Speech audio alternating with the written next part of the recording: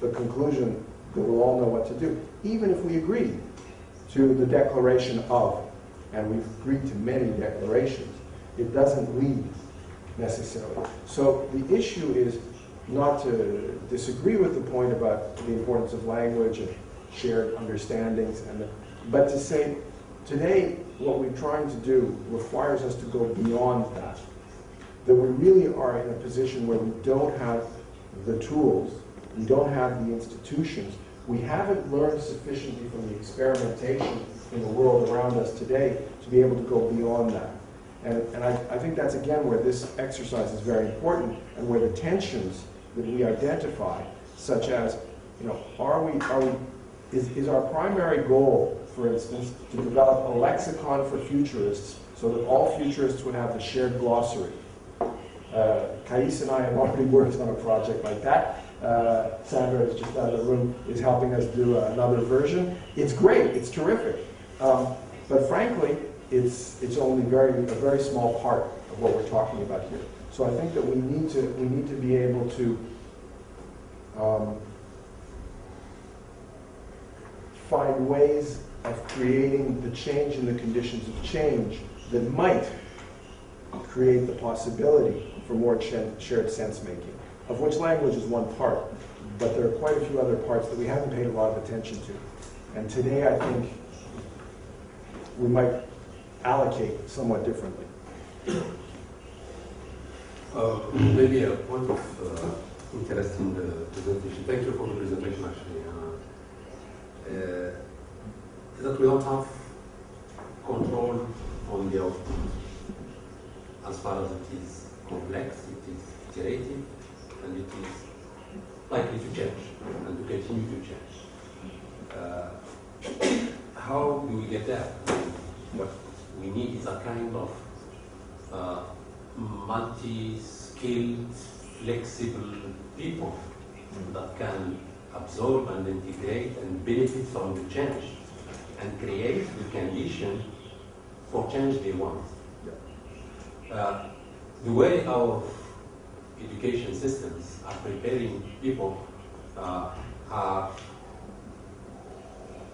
worldwide, creating a cohort of people that are not having those multiple skills needed for to make people that come out of schools and universities with a high adaptive capacity that will make our control on the trends strong enough to direct them and benefit from the change instead of being affected by the change. So what kind of education systems do we need to put in place to create this new generation of citizens, of experts, of decision makers that can open their mind enough and know a lot about everything, a little about everything and a lot about something, so that they can hold that control on the trends in the future. Yeah. Where do we get these people from? Yeah, I think it's a critical issue, and like we're not going to solve the water problem, we're not going to solve the education problem here, but insofar as the question you raised has, and I want to speak specifically to the issue of futures literacy in this community of practice, one of the very important aspects of what we're talking about here is that in order to become more futures literate, which I think addresses in part the question of adaptive, agile, improvisational, spontaneous, one of the ways to become futures literate is to learn by doing. And from my experience, it's important to privilege learning by doing, because the future is something that we all use and we all depend on.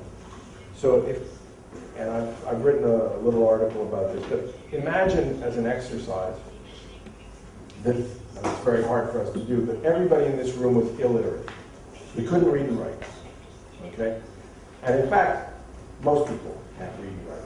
So we live in a society where nobody can read and write, where you can't read and write, and I come to you and I say, you'll be much more adaptable if you learn to read and write.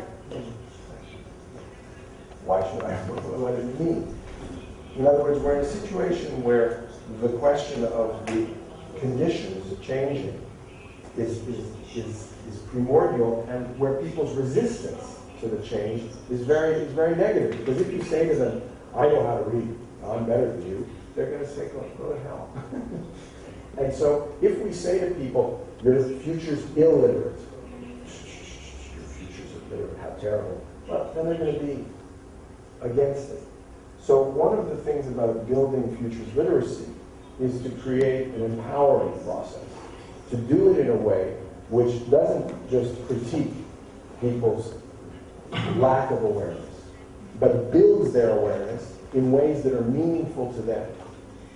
So again, speaking to Futures Literacy Knowledge Labs, a crucial part of the design is to ensure that the way the event takes place, people feel comfortable, they feel permission, they feel able to explore together and to build their futures literacy very naturally. Because, as I said, futures literacy, the future is not something like understanding chemistry.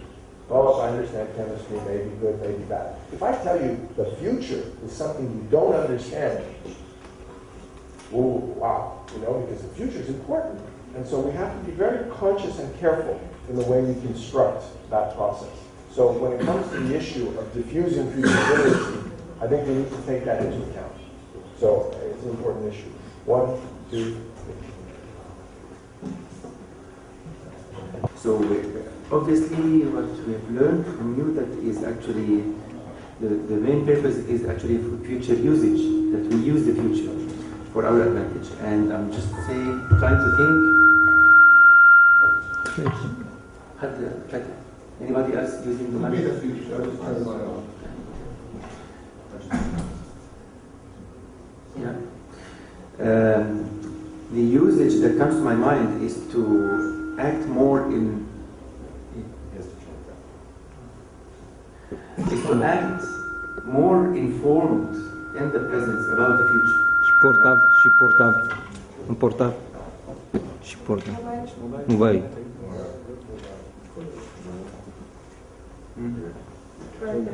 Até e mică nu balada. Okay. So back to the idea of using the future. So using the future for what? My understanding is that we use the future to be better informed in the present, because in the present we are making the future step by step. So we're stepping into the future. So we want this stepping into the future to be more informed. And this is why we want to understand the future better and to know how to deal with it. Can I just stop you there? Yeah. Because sorry. Yeah. And then I have another, something different. We'll come back. Yeah. That's just what I'm saying is slightly different. And this is important. It's subtle, but I think it's very, very important. Which is, of course, if I understand the present better and I increase my menu, there are things I can choose on the menu that I wouldn't choose otherwise. And in that way, I might do something in the future, have, chicken with soya sauce, that I wouldn't otherwise have. Fair enough. But if we take a step back from the colonizing the future perspective, from the idea that I can impose my will on the future, you can have another perception of the way in which we connect to the future, which is what I do in the present has some impact on the future.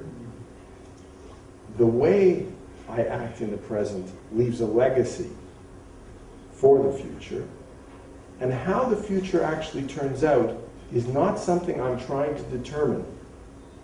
I'm trying to have a role, but I'm not the engineer of the future. And I think that by expanding our appreciation of the present, we can actually diversify our way of thinking about the future, which allows us to be less preoccupied with, I said that the future would be like this. It must be like this, and I'm not going to hear anything that isn't the future that I said should happen. Because after all, if the engineer or the policy advisor that I am, and I said that the water policy would make sure that water is better for everybody, and it doesn't, then I'm wrong. And of course, I don't want to hear that I'm wrong, because failure is bad. So there's the question of how we create a context where experimentation and failure and allowing things to happen including the richness of emergence,